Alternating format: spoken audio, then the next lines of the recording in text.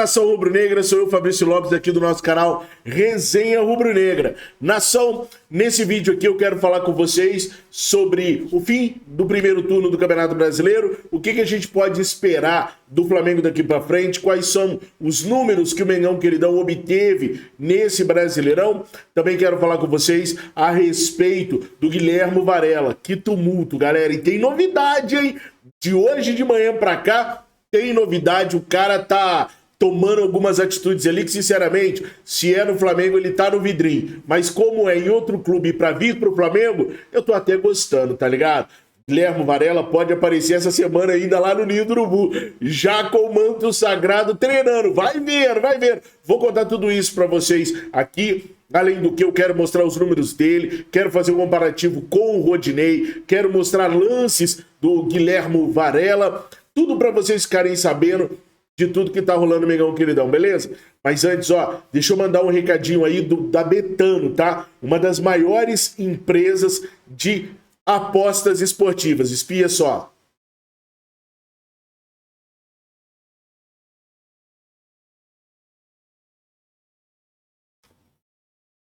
Viram só, pessoal? Então não dá bobeira não, clica no link aqui do portal, aí você vai no banner e já clica para poder fazer suas apostas esportivas, tá? Agora deixa eu falar de Mengão Queridão. O Flamengo retorna aos treinos hoje às 15 horas, já visando a Copa do Brasil contra o Atlético Paranaense, esse primeiro jogo aí da Copa do Brasil. Os torcedores do Atlético Paranaense estão debochando muito dos torcedores rubro-negros nas redes sociais. Por isso, você que vai ao jogo, tome algumas precauções. Primeira, sem briga, sem baixaria, sem pancadaria para não prejudicar o Flamengo. Segundo, bora criar aquele clima tenso dentro do Maraca para os caras entenderem do que é capaz o Flamengo. Mesmo fazendo o primeiro jogo em casa, nós temos totais condições de sairmos com um placar vantajoso pra gente. E aí, vamos passear lá em Curitiba. Mas antes de falar sobre qualquer coisa, sobre o jogo do Atlético do Paraná, sobre como o Filipão vai lidar com isso, eu vi algumas coisas que o Filipão andou falando e tal, eu quero falar sobre o encerramento do Campeonato Brasileiro. O Campeonato Brasileiro chegou à sua 19ª rodada e teve o encerramento do primeiro turno concretizado ontem. Eu acho sempre muito importante a gente observar os números do primeiro turno para a gente poder transformar o segundo turno em algo benéfico para a gente. Eu estou assistindo alguns debates da imprensa paulista, desde a imprensa mais tradicional até essa imprensa mais jovem agora, e os caras dão o título pro Palmeiras já, né? Eu assisti um programa do canal UOL aqui no YouTube, que é contra Jano, Casagrande e Juca Kfouri. Olha aonde eu fui me meter. E os caras estão dizendo que é impossível o Flamengo tirar esses 9 pontos de vantagem do Palmeiras, porque o Palmeiras não perde, porque o Palmeiras não tropeça, porque o Palmeiras é infalível, porque o Palmeiras não se abala com nada, porque o Palmeiras é o melhor time da América do Sul, porque o Palmeiras tem o melhor elenco. Isso tudo palavras de Kfouri, de Trajano e de Casagrande. Então eu gosto é quando as coisas estão assim. Mas a verdade é que a gente ajudou muito o Palmeiras nesse primeiro turno. Concordam comigo? Não. Ah, mas ajudamos. Como não? Nós praticamente demos para eles uma dianteira muito grande. Enquanto o técnico Paulo Souza estava à frente do Flamengo, o Flamengo não conseguia sair ali da 14ª colocação. Era perto da zona de rebaixamento, chegava na 14ª colocação, caía de novo lá para perto da zona do rebaixamento, voltava para a 14ª posição. Enquanto a gente perdia e empatava, a equipe do Palmeiras ganhava os pontos que precisava. Então a gente deu uma moral para o Palmeiras, principalmente pelo tempo que nós tivemos de paciência com o técnico Paulo Souza. Quando o Dorival Júnior chega, aí tudo se transforma. O Flamengo hoje tem pontos conquistados para estar lá em cima, lá no G4, pau a pau com a equipe do Palmeiras. Então vamos ver como é que terminou os números do Campeonato Brasileiro neste primeiro turno. O Palmeiras é o líder com 39 pontos, com 68,4% de aproveitamento. Amigos, com o Paulo Souza, nós chegamos numa rodada em que nós tínhamos 30% de aproveitamento. 30% de aproveitamento é número de time rebaixado. O Paulo Souza conseguiu estraçalhar com o Flamengo enquanto ele esteve aqui. Nada de bom se aproveita da passagem do Paulo Souza, que na minha humilde opinião, hoje nós podemos considerar o pior técnico da história do Flamengo. Não me recordo, nem Valdemar Lemos foi tão ruim quanto foi o Paulo Souza, e banhado de uma prepotência, de um salário gigantesco, não ouvia ninguém e atrasou muito a nossa vida. Escutaram? Eu disse atrasou, porque não acabou com a nossa vida no Campeonato Brasileiro, que nós estamos mais vívidos do que nunca. O G4 hoje é formado pelo Palmeiras com 39 pontos, Corinthians com 35, Fluminense 34 e Atlético Mineiro 32. O Flamengo já está na sexta colocação com 30 pontos, pertinho de abocanhar esse G4. Aliás, eu até faço uma aposta com vocês aqui. Ao término da 20ª rodada, o Flamengo vai estar no G4. Quer valer? Nós já vamos entrar no G4 na próxima rodada. E uma vez que o Flamengo entra no G4, cara, acabou o sossego de quem estiver ali dentro. Todo mundo sabe que no momento que a coisa começar a andar, como já está andando, a torcida começa a apoiar, é recorde de público atrás de recorde de público, é canto no Maracanã, é apoio no Maracanã, é apoio em todas as outras praças do Brasil. O Flamengo é o único time a qual sua torcida esgotou todos os ingressos nessa temporada como visitante, que como mandante já é normal, é quase uma obrigação, mas como mandante, mas como visitante, um único time. Então, os caras já começam com a tremedeira, já começam assim, caraca, chegaram esses enjoados pra cá de novo, já tô sentindo que vai dar ruim. Os palmeirenses já estão falando isso. Agora, a grande crítica paulista parece que não aprende. Com 10 rodadas, parece meu amigo Wesley Naves, com 10 rodadas, o time que tiver em primeiro lugar é campeão brasileiro. E os caras já decretaram o Palmeiras. Não tô dizendo que o Palmeiras não será, só acho que é muito cedo ainda para os caras começarem a cravar que o Palmeiras não vai perder mais, que o Palmeiras não vai tropeçar mais, que vai ser difícil tirar essa diferença.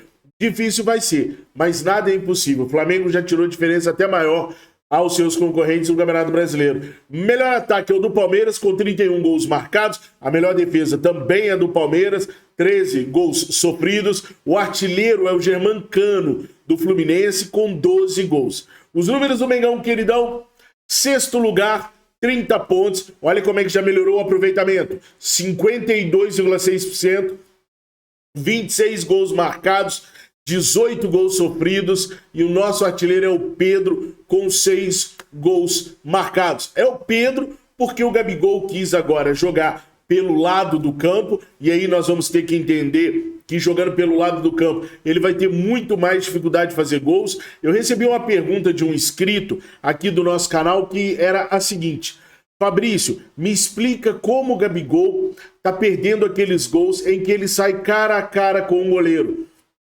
O movimento de chute do Gabigol não parece natural.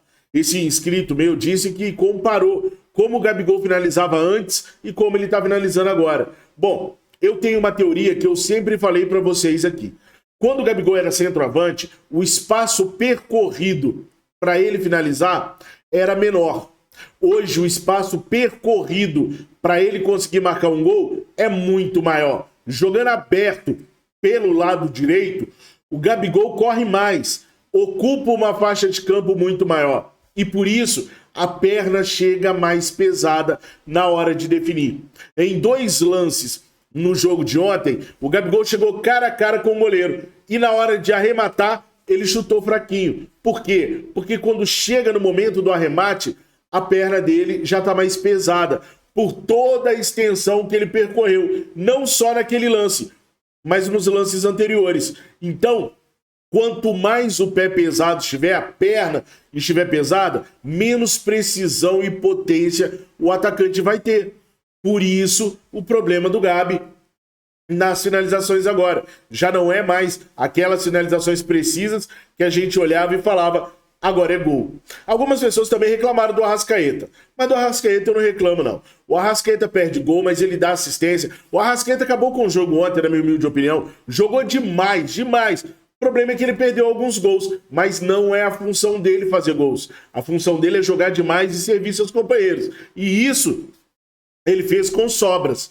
Podia ter tido bônus de 1 ou 2 gols do Arrascaeta. Mas aí não teve, nós não podemos culpá-lo, porque não é da função dele fazer isso. Então o grande problema com o Gabigol é justamente ele percorrer mais espaço no campo e ficar com a perna mais pesada. Mas a escolha foi dele. E agora dificilmente isso vai mudar. Porque o Pedro está numa fase extraordinária e vai permanecer titular da equipe do Flamengo. Agora, nós temos que ter paciência com o Gabigol, que se por um lado ele não consegue mais ser tão efetivo marcando gols, por outro lado ele é muito efetivo na criação de jogadas. Existe um dado agora que chama passes decisivos. O que é o passe decisivo? É o passe antes da assistência. A assistência é o passe que surge o gol. O passe decisivo é aquele passe que normalmente o jogador limpou a jogada, tocou para um companheiro mais bem posicionado, que deu a assistência. Quem fazia isso era o Everton Ribeiro. Quem está herdando essa função agora é o Gabigol. Então nós vamos ter que nos habituar a, de repente, chamá-lo de Gabi Passes Decisivos ou Gabi Assistências, porque Gabigol ele vai ser cada vez menos, mas ele não vai perder sua importância para o Flamengo. Muito pelo contrário. Ele vai ser tão importante quanto, só que no desempenho de uma outra função. Nós, torcedores, vamos ter que nos adaptar com isso e torcer para que cheguem menos bolas para ele em condições de decidir, uma vez que ele está com a perna pesada, e que cheguem mais para o Pedro. E também que ele aprenda a lidar com a perna mais pesada agora que ele está desempenhando uma nova função. Gabigol tem 5 gols, o Pedro tem 6. O Gabigol ainda é o artilheiro do Flamengo na temporada com 23 gols, mas do jeito que o Pedro tá, ele vai passar de passagem pelo Gabigol, que tem esse ano a sua menor média de gols pelo Flamengo. Em 2019 ele teve uma média de 0,76. Em 2020 de 0,68. Em 2021 de 0,73. E esse ano ele está com 0,51.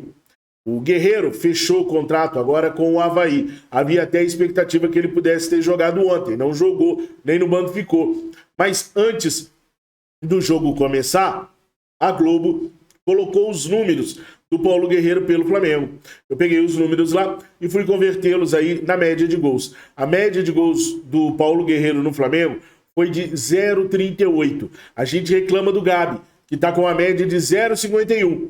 O Guerreiro era de 0,38. Gente, melhoramos bastante. Por favor, não vamos pedir a saída do Gabi do Flamengo.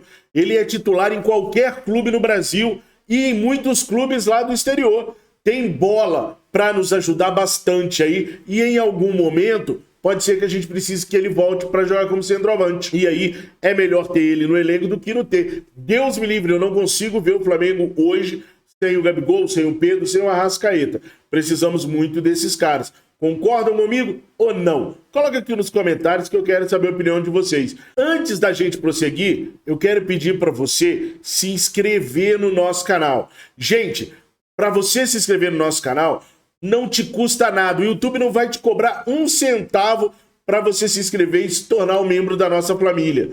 Por outro lado, você nos ajuda a crescer aqui no YouTube, nos motiva a estar aqui todos os dias, trazendo as informações, colhendo as informações. Vocês já viram que aqui no Resenha Rubro-Negra, a gente cria os dados, a gente estuda os jogadores, os times, para poder decodificar os dados e trazer para vocês, para a gente poder fazer uma leitura de como esses dados podem ajudar ao Flamengo ou não. Então é um trabalho todo diferenciado do trabalho do Flanação VP. Por isso, você que é do Flanação VP, está sempre aqui e não se inscreveu, clica nesse botãozão vermelho aí escrito inscrever-se e ajuda a gente. Bora alavancar esse canal, chegar a 110, 120, 130 mil inscritos. Eu conto muito com vocês. E olha, é de graça. Não cobra nada para você ser inscrito no nosso canal.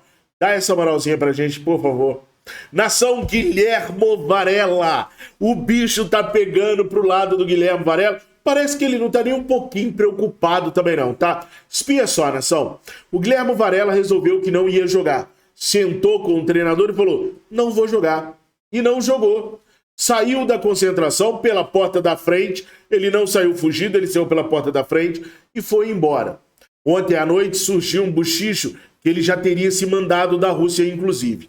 Daí os diretores russos lá vociferaram contra ele, chamaram ele de traíra, de escória, e ele nem atendendo o telefone dos caras ele estava. Aí hoje pela manhã lá em Moscou, ele foi no CT do Dínamo, pegou todos os seus pertences, se despediu de todo mundo que ele queria e foi embora. E a informação que a gente tem é que ele está a caminho da América do Sul. Não que ele já tenha pego o voo, não é isso não. Mas ele já está planejando vir embora para a América do Sul ainda hoje. A situação é tão estranha que o Dínamo está preparando uma nota para poder falar sobre o que vai acontecer com o Guilherme Varela. Mas praticamente não há volta para o Guilherme Varela junto à equipe do Dínamo. O Guilherme Varela deve chegar aqui na América do Sul, deve acionar o dispositivo FIFA e deve vir a ser jogador do Flamengo. Se der bobeira, nós vamos ver o Guilherme Varela essa semana já treinando no Ninho do Urubu. E olha, o Guilherme Varela chega e joga, porque ele está pronto. Ele fez a pré-temporada com o clube russo, ele estava jogando pelo clube russo, então não é igual o Vidal, não é igual o Cebolinha que estavam de férias. Ele chega para jogar. Agora, será que esse Guilherme Varela é bom mesmo? Gente, ele é bom jogador sim, tá? Ele teve passagem pela base do Manchester United, ganhou 2 títulos na base do Manchester United, ganhou títulos expressivos durante muito tempo na sua carreira. Olha, bem aqui eu tenho os lances dele para vocês darem uma olhada, e aqui os títulos, mais acima os títulos da carreira dele. Olha só, em 2016, ele foi campeão da Taça da Inglaterra com o Manchester United. Em 2018-19, ele foi campeão lá na Dinamarca. 2017-18 e 18-19, ele foi campeão do Uruguai jogando pelo Peñarol. 2017-18, ele foi super campeão da Copa do Uruguai, né, da Supercopa do Uruguai.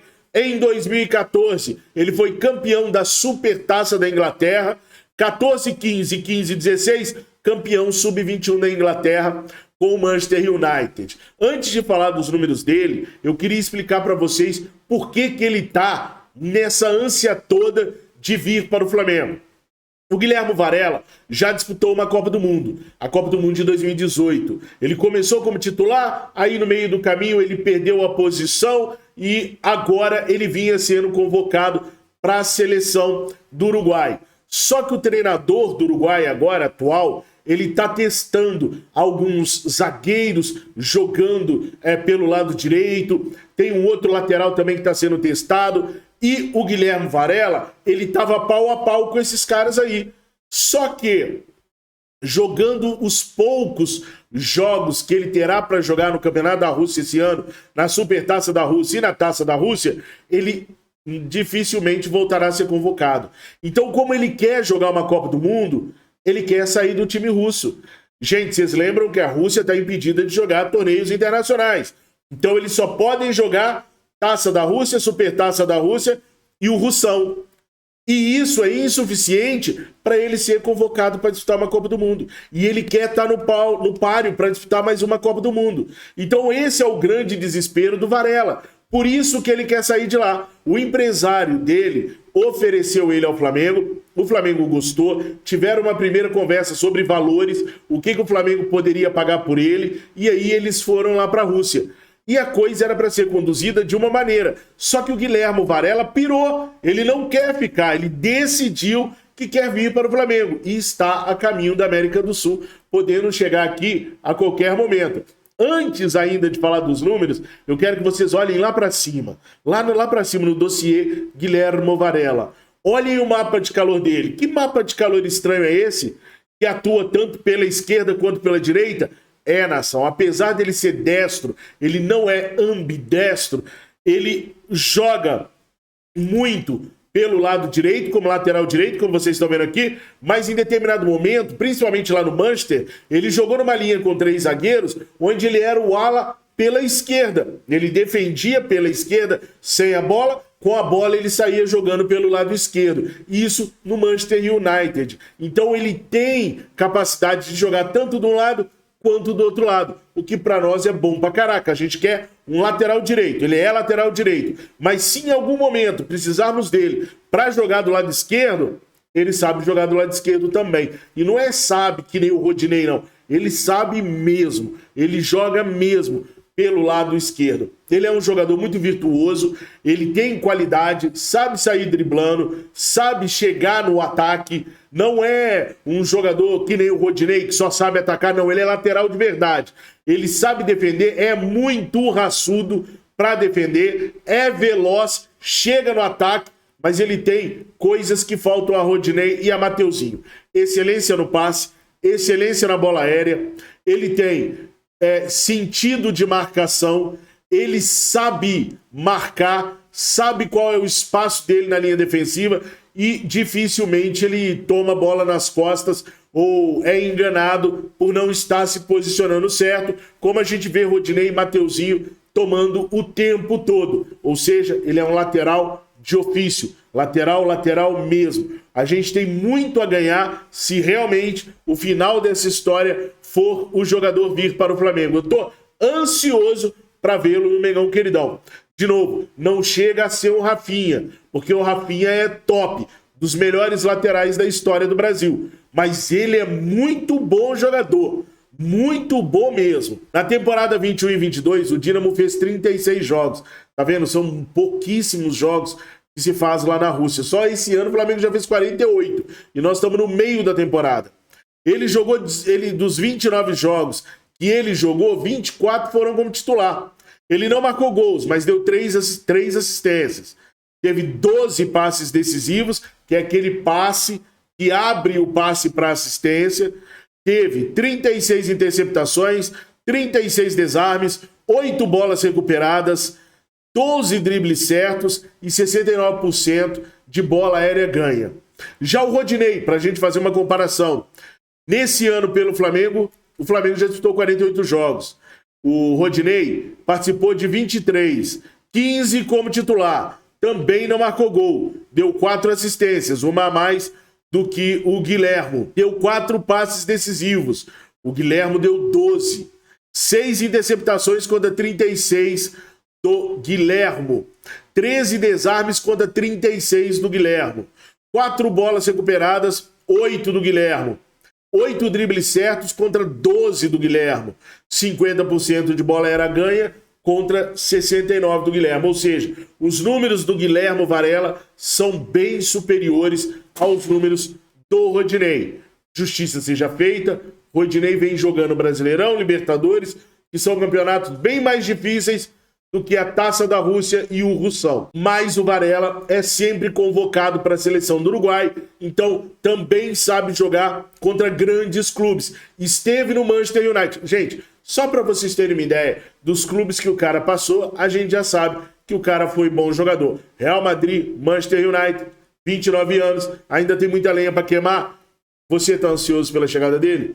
Vocês estão achando que o Flamengo, enfim, encontrou o substituto do Rafinha? Coloca aqui nos comentários que eu quero muito saber a opinião de vocês. Não esquece de deixar o like, de se inscreverem aqui no nosso canal, de chamar os seus amigos para virem se inscrever no nosso canal também. Tamo juntos, nação. Fiquem com Deus, tenham uma excelente semana, uma excelente segunda-feira.